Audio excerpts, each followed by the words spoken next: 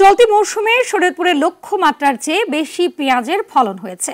তবে বাজারে দাম কম থাকায় লোকসানের শঙ্কায় রয়েছেন কৃষকরা। তারা জানান, উৎপাদন খরচের চেয়ে বাজারে দাম কম। এদিকে কৃষি বিভাগ বলছে, দামের ভারসাম্য রক্ষায় ভরা মৌসুমে প্রয়োজনে পেঁয়াজ আমদানি বন্ধ করতে পারে সরকার। শরীয়তপুর থেকে আবুল হোসেন সর্দারের তথ্যছবিতে সাইদ মাহমুদের রিপোর্ট।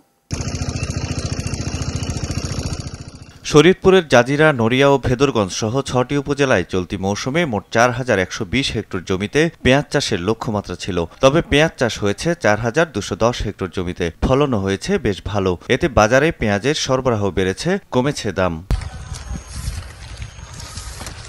কৃষকরা জানায়, দেশীয় পেঁয়াজের পর্যাপ্ত সরবরাহ থাকলেও আমদানি অব্যাহত রয়েছে। এতে পেঁয়াজের দাম কমে কেজি প্রতি ৩৫ থেকে ৪০ টাকায় বিক্রি হচ্ছে, কিন্তু উৎপাদন খরচ পড়ছে এর চেয়ে বেশি। এতে ক্রেতাদের সুবিধা হলেও লোকসানে কৃষকরা। পেঁয়াজ বিঘা প্রতি আপনার প্রায় ১ লক্ষ থেকে ১,২০,০০০ টাকা পর্যন্ত খরচ হয়েছে। এখন আমরা কৃষকরা ন্যায্য মূল্য পাইতেছি না। এখন ইন্ডিয়ান পেঁয়াজটা যদি এই মৌসুমে যদি বন্ধ করে এলসিটা ৩ মাসের জন্য, তাহলে আমরা কৃষকরা বাঁচবো। ন্যায্য মূল্যটা যদি পাই তাহলে আরো চাষ আমরা করব, আর ন্যায্য মূল্য যদি না পাই তাহলে কিভাবে চাষ করবো আমরা, আমাদের বাড়ির সমস্যা হবে। বর্তমান যেই বাজার আছে এই বাজারে আমাদের কৃষকরা খুবই অবহেলিত।